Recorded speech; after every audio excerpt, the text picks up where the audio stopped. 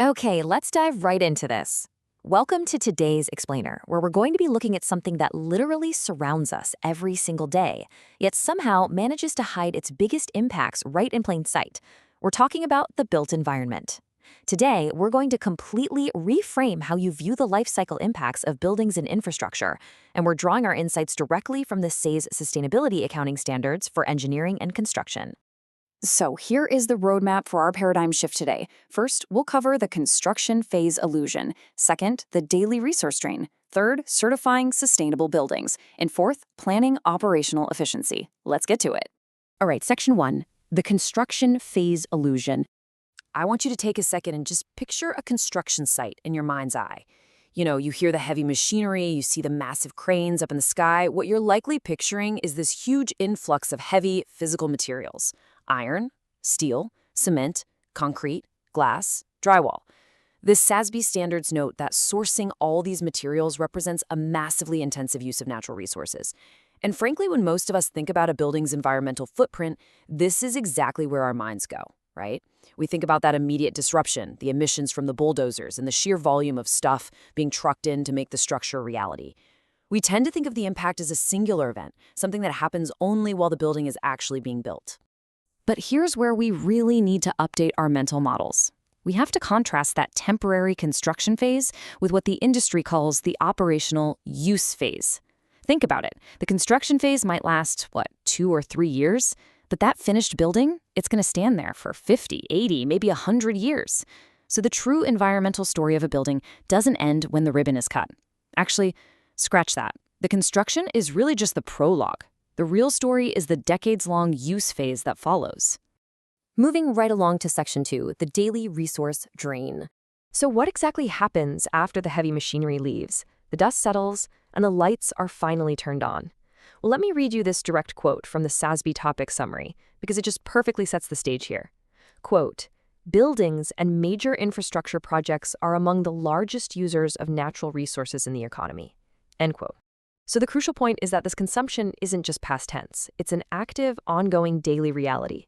A completed building is honestly like a living organism that constantly needs to be fed. And what exactly is it feeding on? Every single day, a building consumes massive amounts of energy and water. You can see the breakdown right here. This everyday use contributes heavily to greenhouse gas emissions, which makes up a massive chunk of the impact. Not to mention global water stress and regional resource drain. It puts serious, prolonged pressure on local energy grids. I mean, just think about the space you're sitting in right this very second. Think about the literal electricity powering the screen you're watching this explainer on. Think about the HVAC system keeping your room comfortable, the water pressure and the pipes behind your walls. When you multiply that by decades, you really start to see the scale of this hidden operational drain. Now, check out that specific row highlighted in yellow.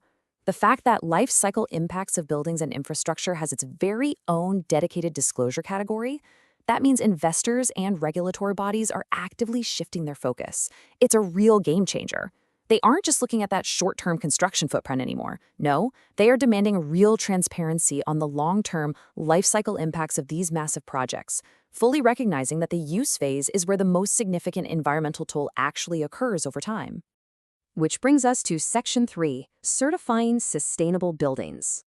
So how exactly is the market responding to these demands for a more sustainable built environment? Well, the answer lies in strict, verifiable benchmarks, like the third-party multi-attribute sustainability standard you see here. I know, it's a bit of a mouthful, but essentially it's a holistic certification that looks at a finished project's everyday operational efficiency. To even qualify, a standard has to address at minimum 4 core pillars. We're talking energy efficiency, water conservation, material and resource efficiency, and indoor environmental quality. So it's not just about building it green, it's about ensuring it actually runs green day in and day out. You've definitely seen plaques for some of these in the lobbies of modern office buildings. The standards officially referenced include BREEAM, Green Globes, the ISI's Envision rating system, and of course, the U.S. Green Building Council's LEED certification. The framework treats these as rigorous international benchmarks that prove a building has been actively optimized to minimize that daily resource drain we just talked about. Earning these certifications provides tangible, rock-solid proof to investors and tenants that those long-term life cycle impacts have been seriously addressed. And as a second major point here, the engineering and construction firms themselves are tracking this stuff meticulously. Under metric IFN 410A.1, these entities must disclose the exact number of active and commissioned projects that are certified to or actively seeking these third-party standards. Why? Because client demand is surging. Providing sustainability-oriented project design is an absolutely massive competitive advantage. If an engineering firm can't effectively integrate these lifecycle considerations into their services, well, the SASB summary clearly warns they might actually lose market share in the long run as the green market just continues to explode. Okay, final part. Section 4. Planning operational efficiency. Because you can't just magically make a building efficient after it's already built, you have to solve this puzzle before a single shovel hits the dirt. And this brilliantly illustrates the proactive approach the industry has to take. Metric IFN 410.8.2 requires firms to map out their exact process for baking operational phase efficiency into their initial planning. Step 1 is the physical design itself, integrating things like water collection and reuse systems, highly advanced insulation, strategic shading devices so the sun doesn't overwork the AC, and super energy-efficient lighting.